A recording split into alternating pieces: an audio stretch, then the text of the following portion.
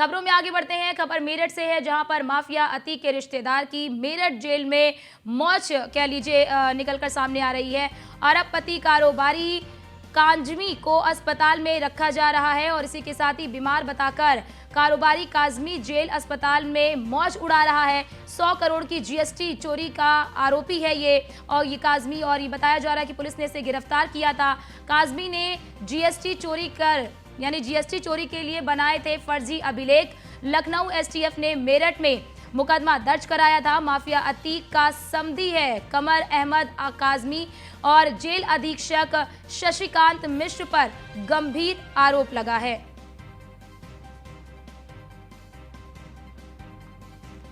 और इसी खबर पर ज्यादा जानकारी के साथ अतुल शर्मा हमारे साथ जुड़ चुके हैं। अतुल, जिस तरह से हम देख रहे हैं कि जेल में भी ये मौज काट रहे हैं, इसको लेकर अब तक क्या कुछ बातें निकलकर सामने आ पाई हैं?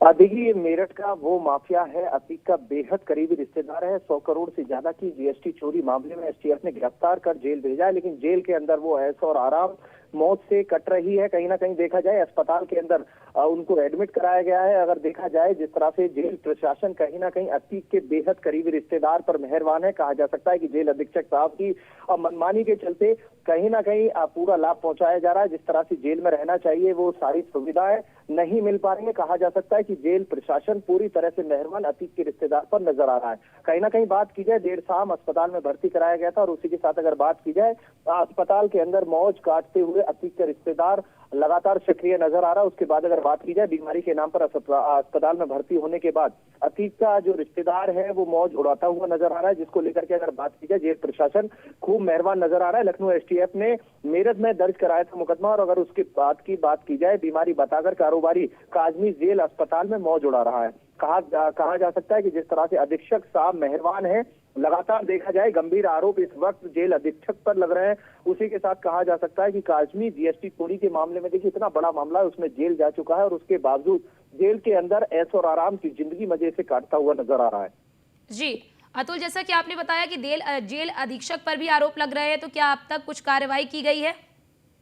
देखिए, किसी भी तरह की कोई कार्रवाई नहीं है। कहीं ना कहीं देखा जाए, प्रशासन पूरा मेहरबान है और अधीक्षक की अगर बात की जाए, अधीक्षक साहब स्पेशल ट्रीटमेंट देते हुए नजर आ रहे हैं। कहीं ना कहीं अगर बात की जाए, यूपी के जेलों की जो स्थिति है वो सब जानते हैं। और उसी के साथ अगर बात की जाए तो मेरठ के अंदर जेल अधीक्षक साहब खुले में संरक्षण देते हुए नजर आ रहे हैं। उसी के साथ कहा जा सकता है कि अतीक के जो बेहद करीबी रिश्तेदार हैं, चाहे अतीक के बहनोई की बात हो, बहन की बात हो, आयशा नूर बहन है, ये सभी वो रिश्तेदार बेहद करीबी रिश्तेदार हैं जो अतीक के परिवार से जुड़े हुए हैं। फंडिंग को लेकर के अगर बात की जाए, एसटीएफ और पुलिस अतीक के काजमी जो रिश्तेदार है उसकी फंडिंग का जांच कर रही है, विदेशी फंडिंग और सभी जो भी कारोबार है उन सभी की जांच। जी बिल्कुल बिल्कुल अतुल, आप खबर पर नजर बनाए रखिएगा। आपका बहुत बहुत शुक्रिया तमाम जानकारी हमारे साथ साझा करने के लिए।